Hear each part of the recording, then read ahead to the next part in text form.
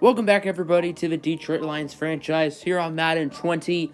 As today, we have the preseason episode. First things first, I do want to have a mini recap of the offseason. If you missed the stream, want to be refreshed on what happened, or just forgot what happened. So, this will give you a good idea of what we did, whether you watched the stream or not. So, first things first, we obviously have regression here. Definitely not a fun stage of the offseason.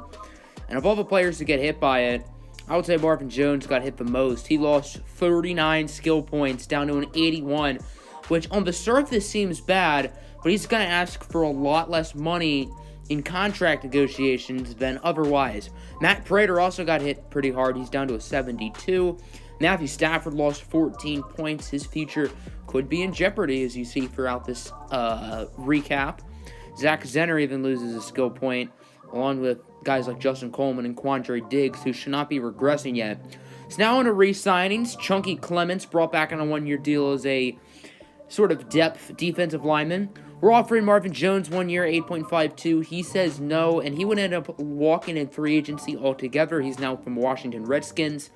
Jalen Richard brought back on a 3-year deal worth about $11 million. I thought it was a great change of pace back last year. Devon Kennard, we're going to offer him a 1-year deal. He says no. We to get back to him on the open market. Jamal Agnew, the kick and punt returner, 1 year, $1.86 million. He says yes, he's back. Tavon Wilson, 1 year, $2.47 million. He says no, and this will be it for his tenure as a Lion. 2 years, $20 million for Taylor Decker. I wasn't really sure about that contract, but he accepts. And then Davion McDowell, 4 years, about $10 million, high upside running back. So on to free agency, and this is a stacked class. Ezekiel Elliott, Trent Williams, Damon Harrison, who I did not offer a deal to. I wanted to wait until the open market. But there are some other names that appeal to me. First things first, trading Jesse James to the Patriots for a third because I don't really need him. And then we're going after Juju Smith-Schuster. But he has an Achilles tear. He's out for 35 weeks. So do we offer him? We sure as hell do. 4 years, $64 million is the offer. Also going after Chidobe Awuzie, Devon Kennard, Zach Zenner, and Jalen Myrick. They would all accept. Awuzie and Juju are going to be big building blocks for our future. Juju should miss the first half of the season, however. So now into the NFL draft. Noah Curry, the quarterback out of Clemson, goes number 1 overall to the Miami Dolphins. Pick 2 belongs to the Oakland Raiders. They select Tyson Parker, edge rusher from Georgia. And then with the third pick, the Giants select Deion Capers, offensive tackle out of Penn State. So that brings up the Jaguars, and we decide to make a deal. Pick number 19, which is our first round pick. Pick 51, our second rounder, along with Will Harris, will get us the number 4 overall pick, and then for realism purposes, I decided to add a 4 and a 5. They will give us a future 6 because I felt like that original deal was a little bit too lopsided. I think Will Harris is the wild card of that deal, though. We don't really have the spot for him on our team, and I think he can be a young, nice piece for Jacksonville, but the big move is that we're trading up to the top 5. They have a hole at quarterback. That's why we chose them. And with the 4th pick, we're taking Tez Lawson, quarterback out of Florida State. 74 overall, hidden development trait. He has good throwing stats. Nothing that wows you. He is very good under pressure, pretty good on the run. But look at those rushing stats. 87 speed, 82 excel. He is the definition of a dual threat quarterback. Will he start day 1? We'll have to see.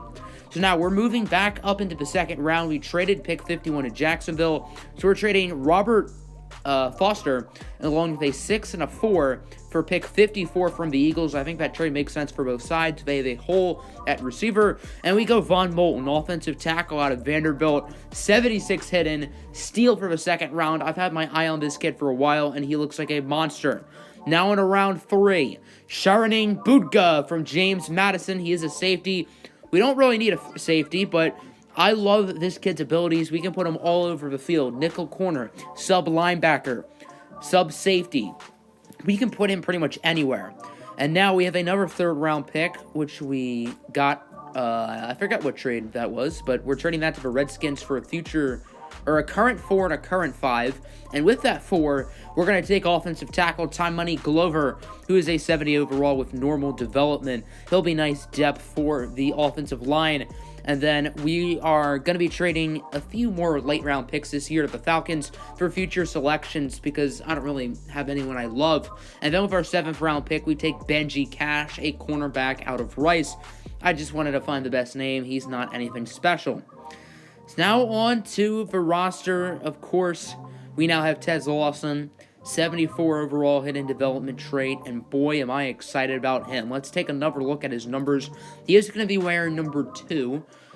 He originally wore number 8 for the original preseason game, which was on stream, because I signed a kicker. I wanted to test him out because Prater's getting up there in age.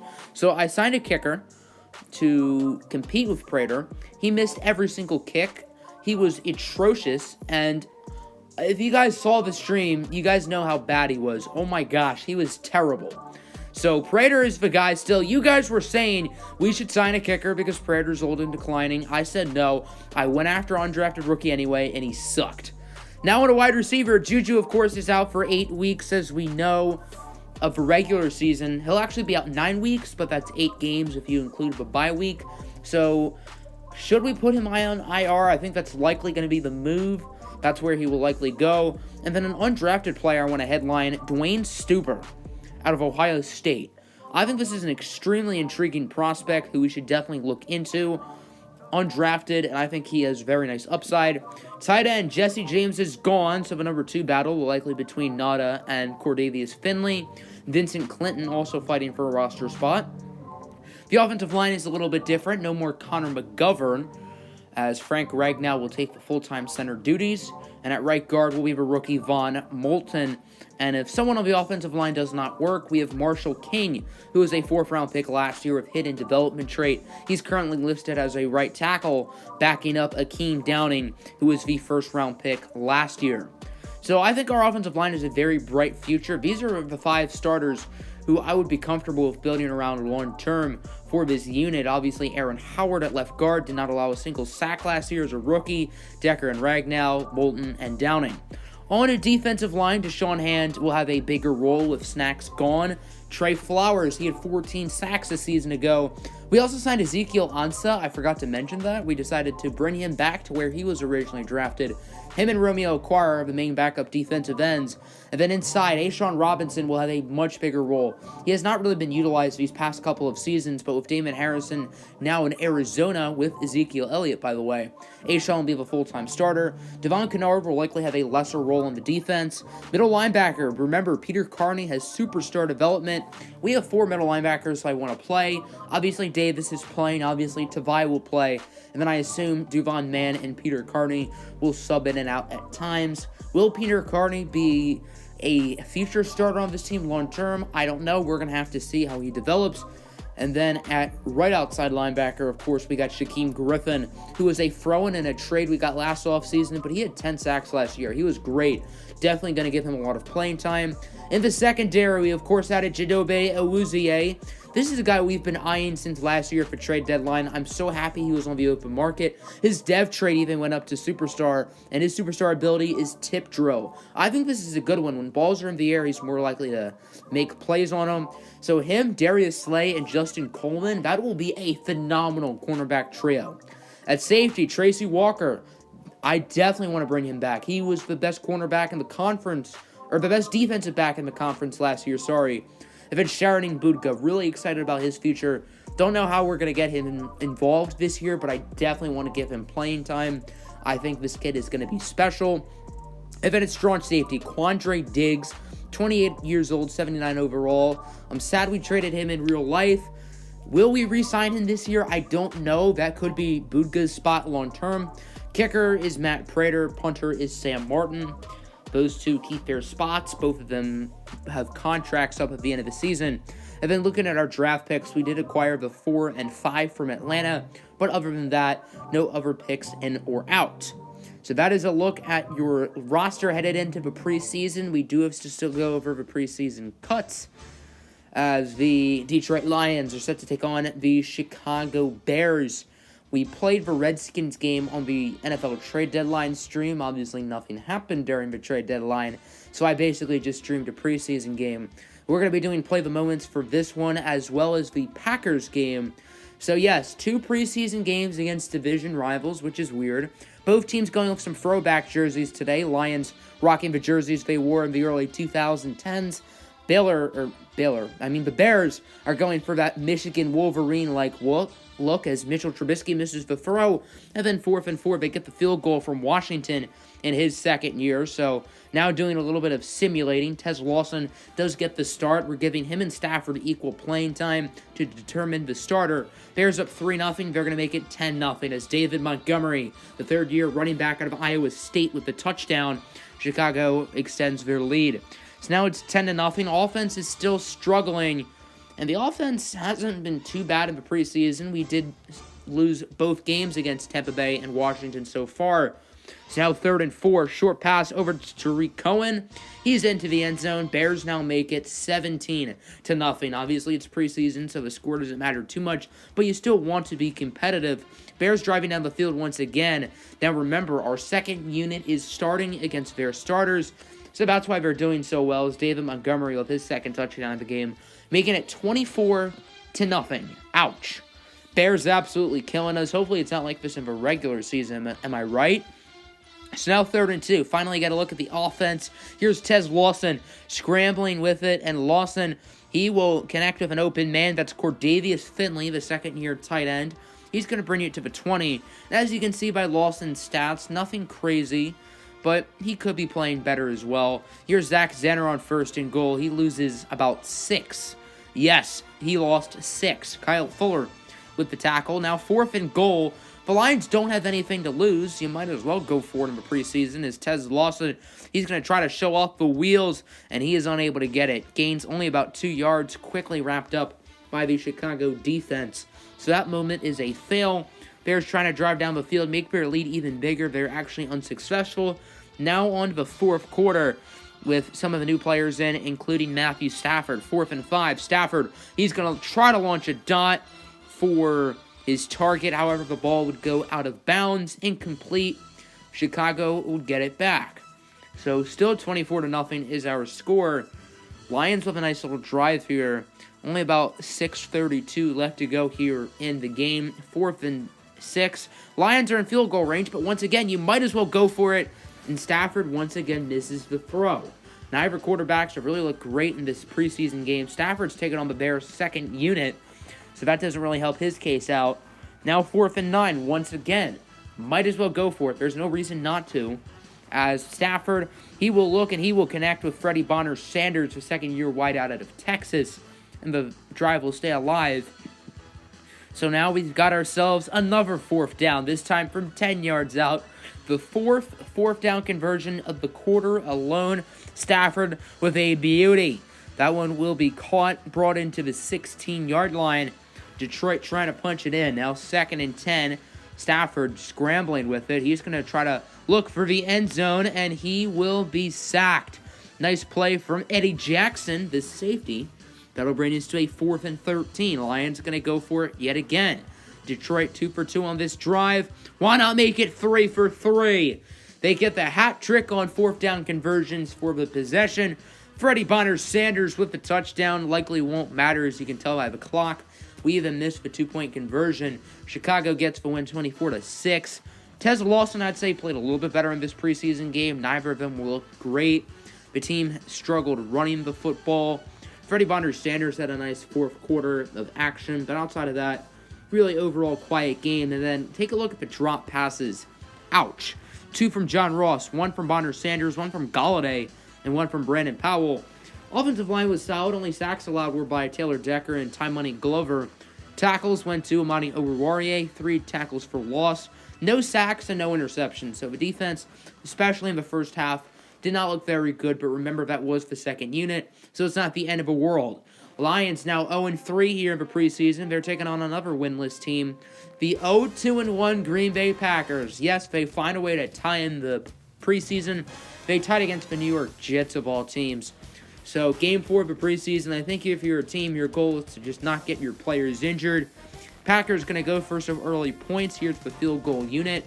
No Mason Crosby, and considering they're playing the Lions, that's probably smart, as that's Mike Bagley who makes the kick, former Charger.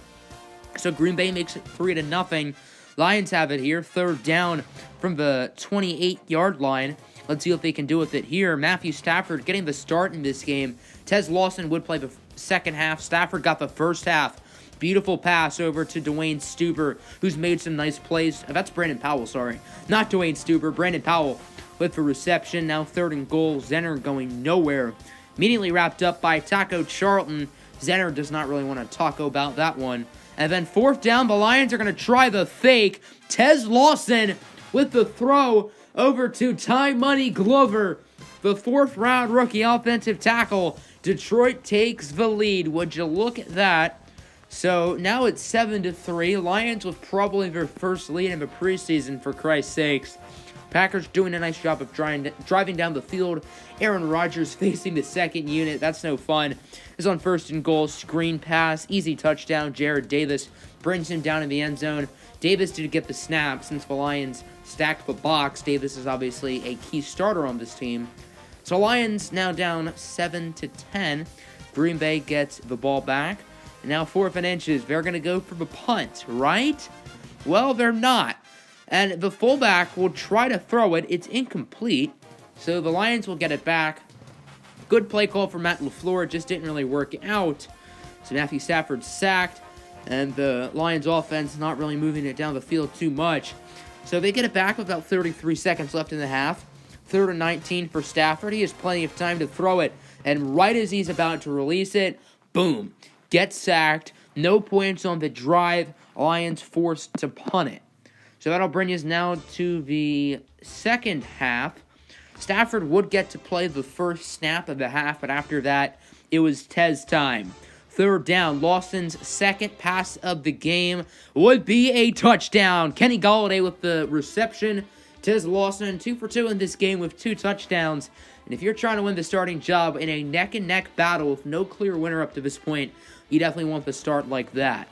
So Lions now up 14-10. Another nice drive from Tez Lawson. He's definitely been the better QB in this game, as Lawson on 3rd and inches gets sacked. Nice play by Oren Burks, the former Vanderbilt Commodore. Lions forced to kick the field goal. Psych. Might as well go for it. Pitch over to Vincent Clinton, the undrafted rookie who is a yard short. No conversion. Green Bay gets the ball back. So the Packers are now going to try to drive down the field. They're unsuccessful. Lions will get a 3rd down attempt. Didn't work. So now 4th and 9. Lions going to go for the field goal again. Nope. Here is Silas Stork. He's hit as he throws for the sack, as there's no need to test the kicks with Prater. As long as he's kicking well in training camp, which it looks like he is, then you might as well just try these fakes. See if they work, and see what type of fakes down the line are the best play calls. So now 3rd down and 6. Still 14-10 Lion lead. Tez Lawson scrambling with it. He is going to be brought down. Not a great game in this one from the Lions pass blocking. Newell gets his second sack of the game. Green Bay gets the ball back. As they're doing a nice job of driving down the field, unsuccessful. So the Lions have it back. 3rd down and inches for Tez Lawson. He will look, and he will be incomplete, trying to get it to his target. And you can't be making throws like that if you want the starting job. It's now 4th and inches. Toss over to Matt Prater. Something tells me the Lions are not going to run that fake again when those tight end handoffs and those passes are more successful for them in previous seasons. So 14-10 remains their score. Bad pass from Connor, who is the backup quarterback. 4th down and about 5. The Packers don't really have any other choice but to go for it, as Connor hit as he throws incomplete. Tracy Walker unable to get to the ball, but it doesn't really matter, as Detroit should have this game in the bag. Are they going to try to get some bragging rights against their divisional rivals? 3rd and 5. Tez Lawson's throw is intercepted. Another bad pass from Lawson. That was just all him making the bad throw. That is Matthews with the INT. And after a very good start to this game, Lawson's definitely not played well down the stretch. And there is no clear answer who's going to be a starting quarterback for Week 1 against New Orleans. Is it going to be Stafford? Is it going to be Lawson? 2nd and 7. Big sack from Flowers. that's how this game would end. Lions win their first preseason game. So both finished out 1-3. Stafford did not play particularly great. Neither did Tez Lawson. Both of them had solid preseasons. Taylor Decker did not play well. 3 sacks allowed. Tavai led in tackles. Only tackle for loss was by Kennard. Trey Flowers with a nice pass rush. And then an interception for Jalen Myrick. So here's a final look at the stats for the preseason. Tez Lawson with an interception ratio of 6-3. I know that is a 4, but one of them is because I spammed X. And he was picked off. So him and Stafford had a very similar preseason. Ty Johnson was solid. Brandon Powell led in receiving yards. I don't think he played all that well, though. Dropped numerous passes. Did not have a lot of big plays. Dwayne Stuber was solid, not great. I still think he could be nice depth for this team. The offensive line was meh. Taylor Decker, 4 sacks allowed. Akeem Downing, he struggled that first game against Tampa Bay, but he played better as the preseason went along. Jelani Tavai led in tackles. Tackles for a loss, nobody had more than 1. And then sacks, Trey Flowers with 4. The rest of the team only had 2. Interceptions, we had 5. Chidobe Awuzie, Peter Carney, Jalen Myrick, Jared Davis, and Darius Slay all had picks. So now on to cuts. Who will be getting released? Silas Stork. He will be headed back to the practice squad for a second straight season. Sanchez makes the final roster. Dwayne Wright, an undrafted rookie, he will be getting released. And then Davion McDowell will go to the practice squad. Lions running with 4 running backs. Jose St. Louis, he will move to the practice squad. Dwayne Stuber makes the final 53. Brandon Powell will be released. And then at tight end, the only player not on the final 53, Vincent Clinton, he will go to the practice squad. Left tackle will stay intact. Left guard will stay intact. And no one got cut on the offensive line. Everybody who played would end up making the final 53, I believe. On the defensive line, Traylon Jackson of a practice squad. Clements and Bryant would make the final team. Deontay Fryer to the practice squad. Malik Carney would be cut. And then John Atkins would also be released. Armin Bowie headed to the practice squad. On a linebacker, Devon Kennard is good. Trey Lamar would not be good. He gets cut. 4-man middle linebacker set for Detroit. Shaquem is obviously good. Benji Cash, the 7th-round rookie, is going to a practice squad, along with Braden Lamb and Chris Johnson. And then all the safeties would stay intact. So that means we just need to cut one more player on this roster, and we would end up going with, drumroll please, Bo Benchwazel. So not all the offensive linemen made it. Benchwazel was released. So here's a look at the depth chart headed into week number 1. I have not decided on a starting quarterback, Stafford or Lawson. Let me know what you think in the comments below. And the good thing about starting Lawson later, we don't have to rush him because there aren't any other rookie starting quarterbacks in the NFC. Curry is in the AFC with the Dolphins. So even if Lawson doesn't start for a while, he should still be able to win Rookie of the Year. Obviously, if Stafford's playing great, there's no need to rush him. And then here's a look at the defense, looking very nice indeed. The special teams will be the same from last year, and then the specialist unit will be pretty similar. I assume Bonner Sanders will likely move into the slot once Juju is healthy. For now, it'll be John Ross there. I'm still going to mess around with the rush defensive linemen. I want Trey Flowers in for the majority of the snaps, not just a few. So that'll pretty much do it here for the preseason. I hope you guys enjoyed. Here's one final look at the final 53-man roster. And then I do want to take a quick look at guys we have to re-sign because there are a bunch of players who we need to focus on bringing back this season and then this coming offseason. So we have some decisions to make. The goal for this team, I think, is to make the playoffs. I think that's reasonable. I think this team is good enough to do so. And we made a nice jump last year from 7-9 to 9-7. So if we jump 2 wins again, we'll be 11-5. And then guys we need to re-sign: Slay, Carryon, Ragnow, Deshaun Hand, Ashawn. And then the one that pops out to me is Tracy Walker. Look at what he wants. 2 years, $4.34. He wants nothing. Assuming Quandre Diggs or Devon Kennard is not on the roster next year, Tracy Walker will be a captain. He has emerged as a leader. He's willing to sacrifice for the team. He was one of the best safeties in football last year. Pro Bowler, top defensive back in the NFC. He wants literally nothing. So that's an easy contract for the Lions to make. And then after him, you got Quandre Diggs, Sam Martin, Shaquem Griffin, Matt Prater. And then some depth guys as well, like Devon Kennard, Ezekiel Ansah, Romeo Okwara, Nick Bawden, Zach Zenner, Jamal Agnew, Crosby, Myrick, and Chunky Clements. Have a good day, everybody. Hope you enjoyed the video. If you guys are excited for Monday Night Football, Week 1 versus the Saints, that will be premiered on Monday. And who do you guys think should be the starting quarterback, Stafford or T-Law? Let me know in the comments below.